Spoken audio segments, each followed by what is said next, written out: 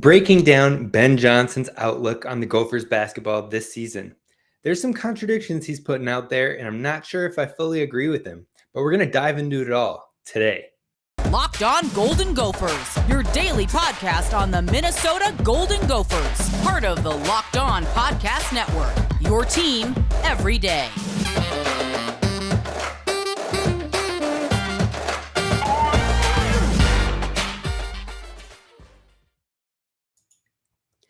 Welcome into the Locked On Golden Gophers podcast, part of the Locked On Podcast Network, your team every day. My name is Kane Rob, host of the podcast, former football video coordinator at the collegiate level, as well as a recruiting assistant.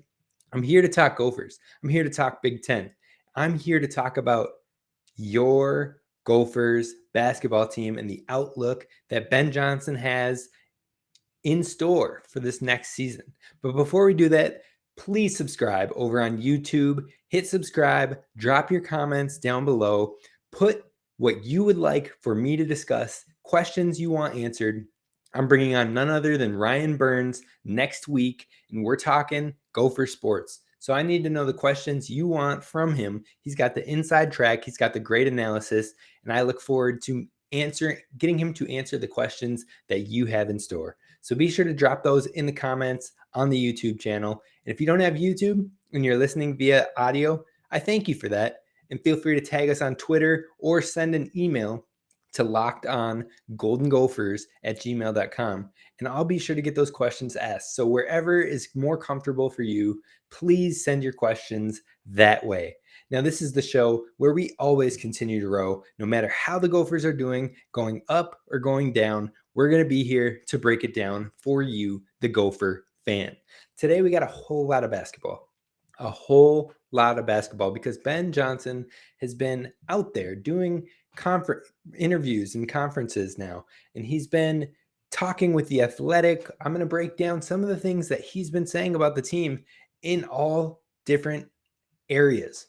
The first thing that we are going to dive into is breaking down his plan for next season and discussion on the last 3 scholarship spots on the team.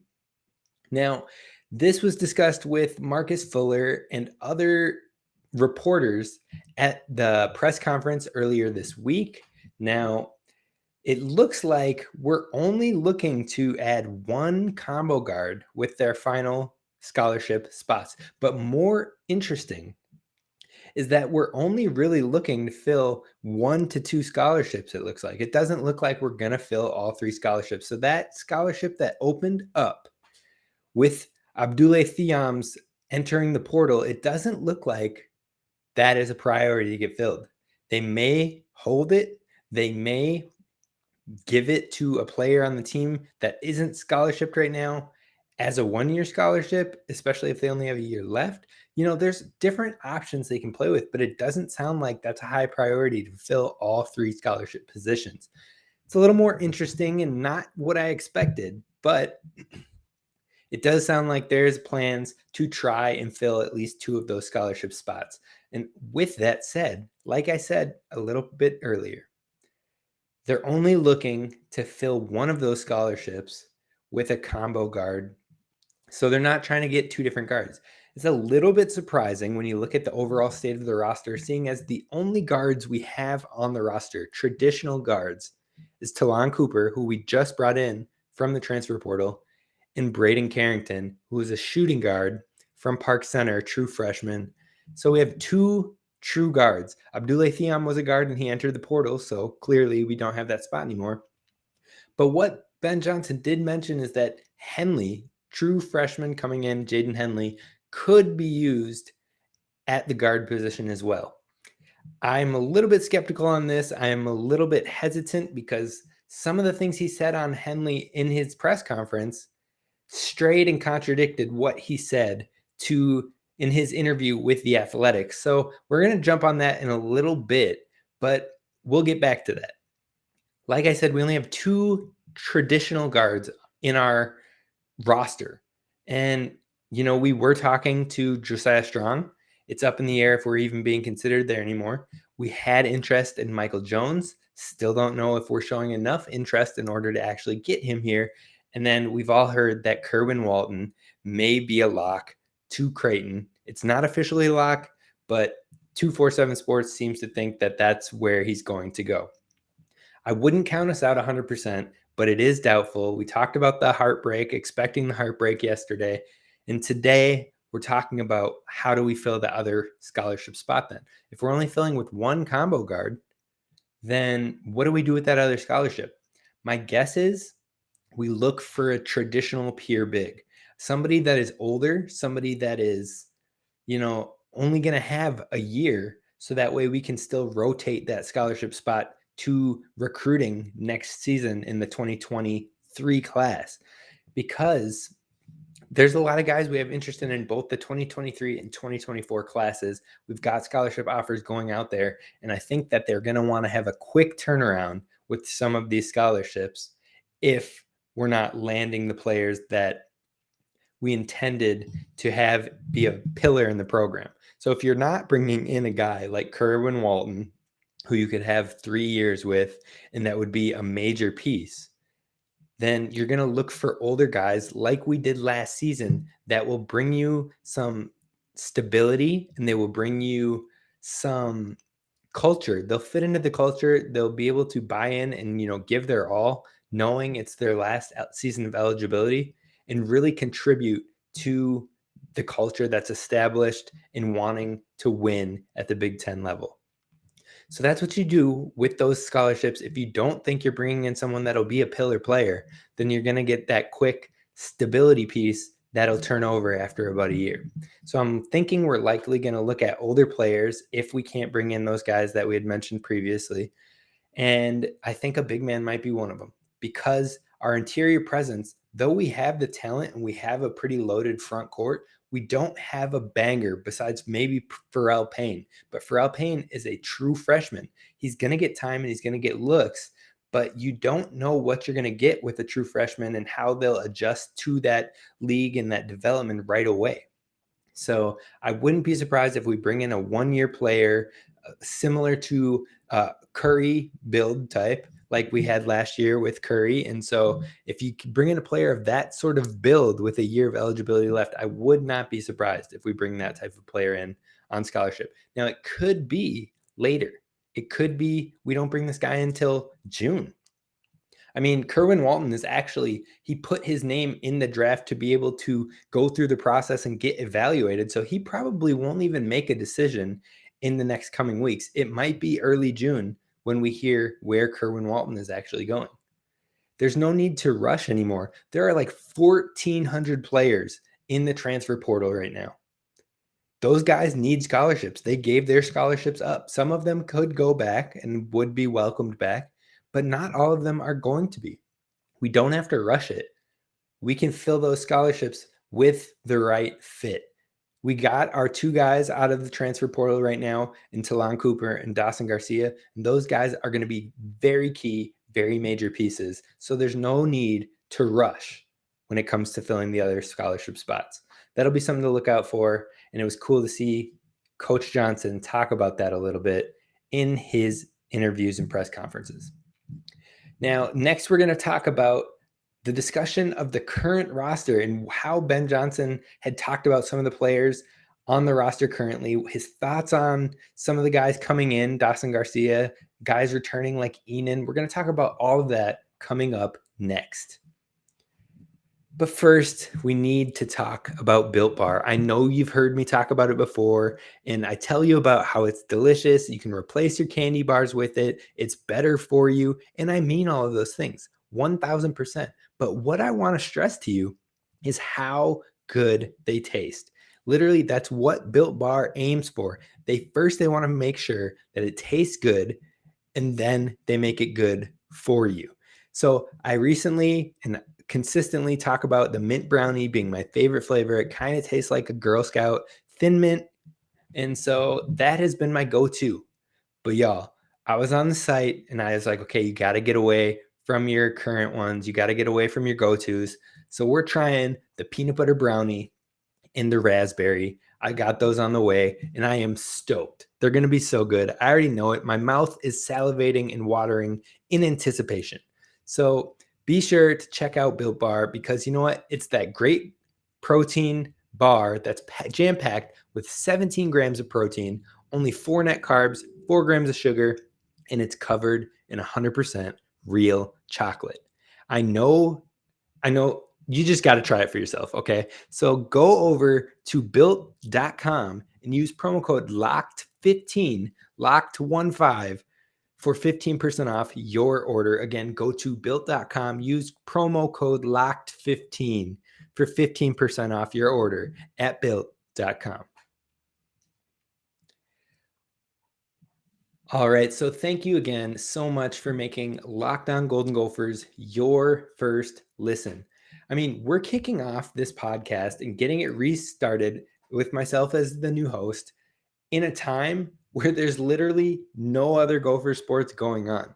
It's literally the slowest period of the year when it comes to Gopher sports. But you guys are tuning in. You guys are asking questions. You guys are watching on YouTube, and then you love to see it.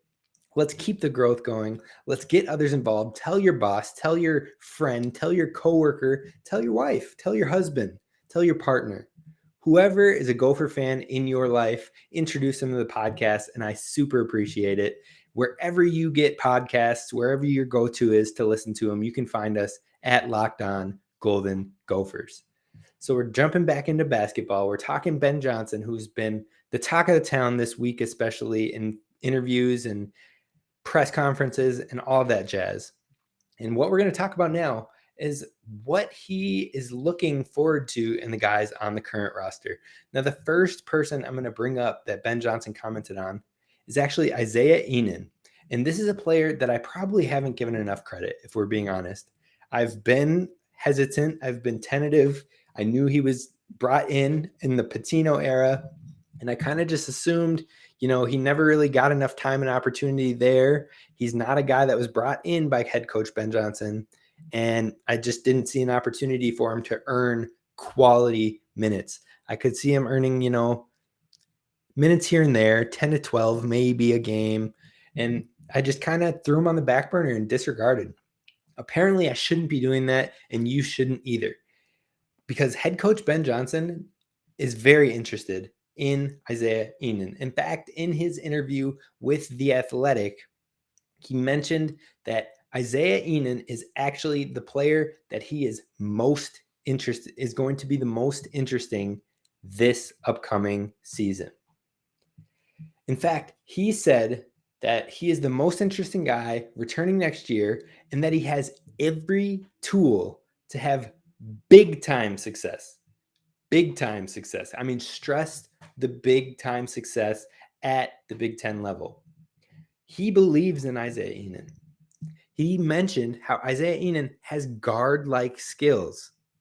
And the biggest thing that he stressed, the major thing that Coach Ben Johnson stressed on what he is hoping to challenge Ihnen with and really push him to be, is the most versatile defender. He stressed he loves the defensive versatility that he could have and how he could guard from the 1 to the 4 for sure, but he truly believes that he could be a 1 through 5 defender who could defend any player on the court. He said that he is going to challenge Ihnen to be the best versatile defender in the league. That is his challenge for Ihnen. He even brought up how Scottie Pippen was a guy who had 6'10" length that could guard anybody on the court and had the presence and stature to do it. The measurables were there. He could switch onto the point guard and be an absolute nightmare, and he could bang with the bigs. And that is what he wants from Ihnen. Now, hearing all of this from head coach Ben Johnson makes me really think, okay, you know what? I was wrong on this guy. He could have a shot at some valuable minutes, especially knowing that he wants him to be the defensive prowess and the defensive presence on the team. But not only on defense, he also mentions that offensively, Ihnen has every tool, but it's all about shaping his mindset and having the confidence and that edge, that swagger, that chip on his shoulder, no matter what. Even if he starts a game 0 for 4, he knows he's going to make that next shot. He knows he's going to go 1 for 5.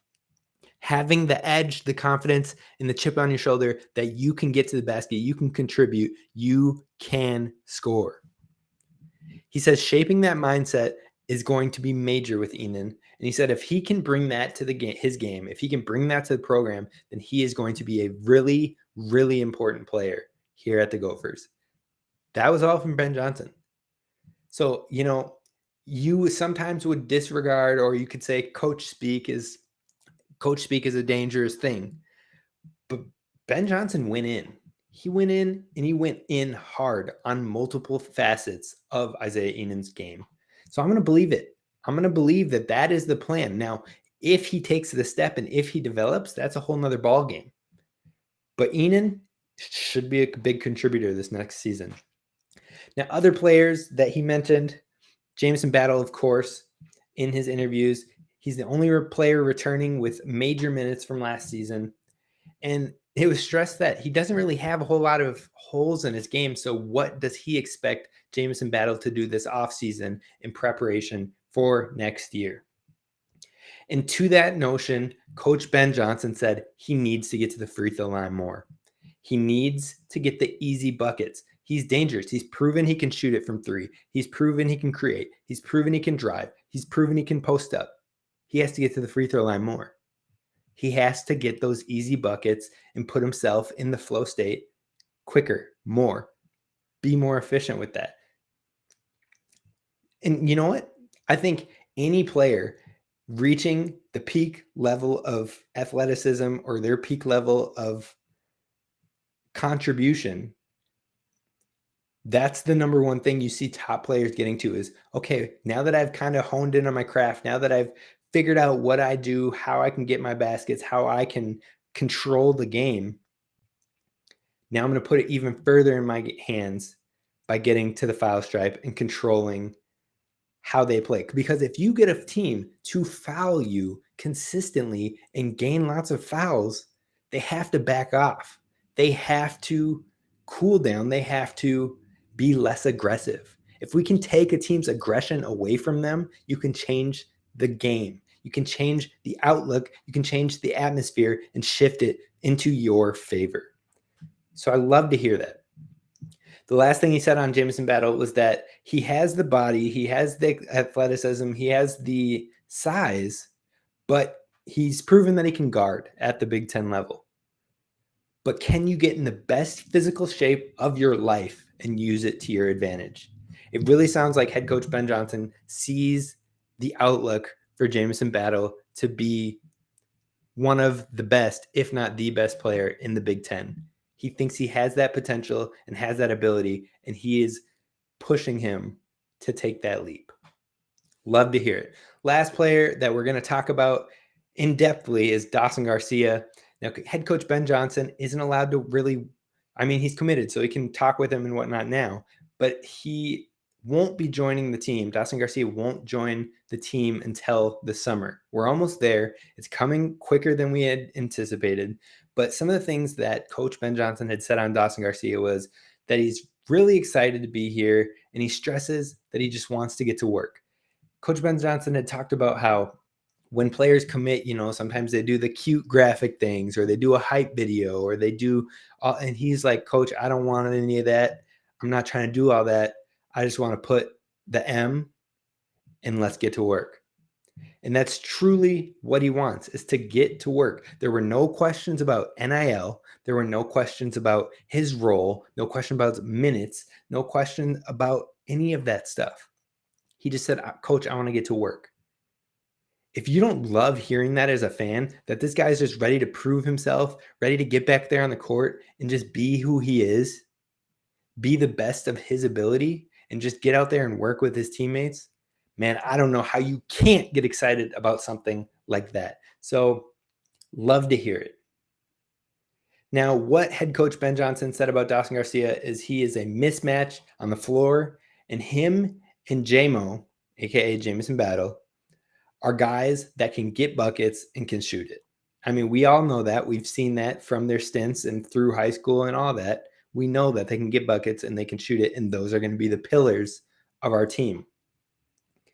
But the part that I loved that he stressed, absolutely loved, successful coaches focus on this. And like, of course, it may seem obvious, but there's a lot of people, a lot of coaches out there that just like, we're just going to get the most talented people. We need shooters. We need whatever. No, he said that these two guys can get buckets, get shots. They're super talented. And now it is about finding the pieces that can go around them and complement them in their game. Not enough coaches truly do that. They can talk about it. They can, know or understand that's something you should do, but not enough coaches truly do it. Now, how can I say, oh yeah, well, how do you know they're truly doing it? They just got Dawson Garcia and Jameson Battle, all his teammates left. So how do you know you're building around him? Because they went and got Talon Cooper. That is a huge, and I've talked about this on the previous podcast. This is why I wanted Talon Cooper here, is because he is the perfect type of player to help set up those two players, to run the offense, to guide it, to facilitate it, and help them naturally find their shot, get in their zone. That's why I've stressed we need three-point shooters, guys that can space the floor so they can kick it out if they get doubled up, if they get trapped, if the best defender on the floor, say we got a lockdown defensive team and the top two defenders are honed in on our two guys, if we have shooters, they have to space. Otherwise, our shooters are knocking down. That's why you bring in consistent three-point shooters. That's why we need it. If Kerwin Walton joins this team, we're dangerous. If Josiah Strong joins this team, we're dangerous. I know that it's not looking hopeful with those guys. But if we get someone of that three-point shooting consistency, even if we go to the D2 FCS levels and bring in guys that can consistently knock down the three, look out. That's all I'm saying. So love to hear that from head coach Ben Johnson. And it also sounds like there's hope that an immediate waiver may be attained. So you love to hear those things. Now, before we touch into our final topic on what head coach Ben Johnson was saying about the goals for next season and what to improve on, before we get there, I'm going to touch quickly on what he said about each and every one of our true freshmen coming in. And this is where I found some of the contradiction, was specifically with Jaden Henley.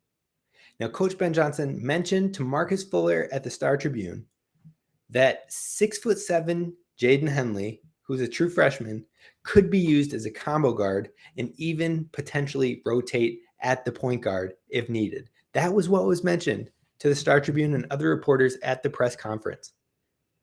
And I was like, okay, cool. Yeah, I like the sound of that. Sweet. Let's do it. But then I remembered what he had said to The Athletic in his interview. And what he had said to The Athletic was that the thing that Jaden Henley needs to improve on is that can we push him early to improve his ball handling and play both on and off the ball? So if your stress for Henley in his immediate future and his immediate goals with the program is to improve his ball handling and get him to play both on and off ball, how can you say that you're confident that he can be a combo guard and even potentially a point guard? I think that can be a goal, and I think that's probably what was meant, is that the goal is for him to be able to work into that type of role and those type of minutes. But I don't think you're going to see that from the jump. So we need to hold our expectations a little bit on that front, and I do think the guard position is more important than is being stressed right now. I think the fact that we're looking at Taurus Samuels and Mikey Watkins, plus all those other guards we've already listed before, it tells you we still need some guard play. We still need some guard depth. And I think we're going to walk out with at least one, like he said, but I would not be surprised if we walk out with at least two more scholarship guards. So that was what he said on Henley. It kind of contradicted himself. And just breaking it down, I wanted to talk about it a little bit because it's not all going to be rose-colored glasses when we're talking about Ben Johnson and the Gophers. Now, the things he said about Braden Carrington is that he's a guy who can flat out shoot the ball and he can be a floor spacer, but can we push him to get stronger? So that is what the main outlook will be early for Carrington, is getting stronger and building muscle.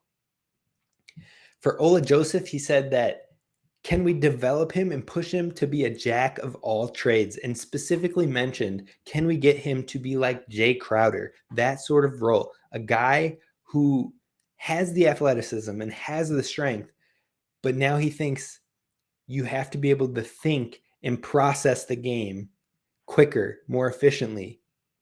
And that's what the staff is going to try and push him to do. Then finally, with Pharrell Payne, honestly, it didn't sound like he had a whole lot of intentions of what he needs to improve, but it was just how quickly can we get him up to speed in these next 8 weeks. He talked about how he's already built. He already has the size. He talked about that he has the tools and he's built like Chris Webber. But it's how quickly can we get him up to speed to play at the Big Ten level.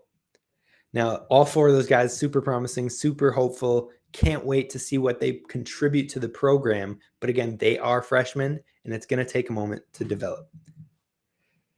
Now, before we talk about our next goals, as Ben Johnson was talking about, we need to talk about our friends over at BetOnline. You see, BetOnline is where you need to go to get your stats and numbers and sports information, all your wagering information. Go to BetOnline. They're literally your go-to source when it comes to futures, NCAA futures. We're talking about football. We want to bet on the Heisman numbers. They've got the numbers for you.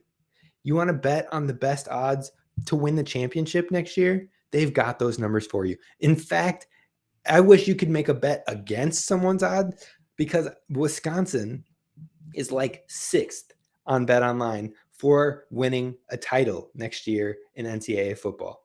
If I could bet against that, drop the money easy. Easy. Because the Badgers aren't winning no title. Heck, they'll be lucky if they win the Big Ten West, because we're coming for the crown. But back to BetOnline. If they're your number one source for all sports betting and wagering information, live betting, esports, the drafts, playoffs. You can find it all over at BetOnline for the latest trends in action. BetOnline, where the game starts. All right, so this final topic today, it's going to be a quicker one, but it's about what the next steps are for this next season. And the things that head coach Ben Johnson stressed was that we have to protect home court in league play. We have to protect home court, and we have to start capitalizing on the games that we had in our grasp. It's winning those games now, walking out with wins as opposed to close losses. On top of that, he stressed how we have Big Ten bodies and how we needed them last year. We needed Big Ten bodies in the measurables, and a lot of the guys joining our program fit that mold. They have the bodies to bang in the Big Ten. They have the measurables and the length to hold their own at this level of physical play. And he was more excited for that than I can stress to you here on this podcast. He is excited for that. But ultimately, he said the goal is a Final Four. The goal is consistently getting into the tournament. The goal is not having to lower our standards, but making it an expectation, just like Duke or Kentucky or Kansas. That's music to our ears, folks. That's what we want to hear. Putting the standards of the big dogs, and how do we get there? That's the exact key question that I want to close out on, is how. How do we get there? And head coach Ben Johnson was asked that specific question, how? And he said, the how is, are you going to be disciplined? Are you going to be disciplined enough and mature enough and competitive enough to each and every day bust your butt? Each and every day, do the monotonous and do the routine to make those little details into good habits, focusing on the little things, focusing and stressing the things that no one likes to do, the monotonous little details, and turning them into habit. And then let those habits build so that every day we are growing as a program. What I'm hearing from head coach Ben Johnson is exactly what you want to hear with the up and coming, growing young team. This sounds like the perfect leader for a program, long-term and short-term. What PJ Fleck has been doing for our football program, it sounds like Ben Johnson wants to do and is putting the right mindset to for our basketball program. But now it's about do it. Now it's about show us the results. Now it's about show us the progress. So that's what we're going to be looking for this upcoming season. That's going to do it for us today at Locked On Golden Gophers. I thank you so much for listening. Again, drop comments down below on YouTube and let us know what you're liking about the show. Let us know what questions you want me to ask in my interview with Ryan Burns next week and having him on the show. And, subscribe. Give us a 5-star review wherever you get your podcasts and tell your friends and family. Let's grow this thing. This is the show where we always continue to grow. I appreciate you. This is Kane Rob signing off. I'll see you on Monday.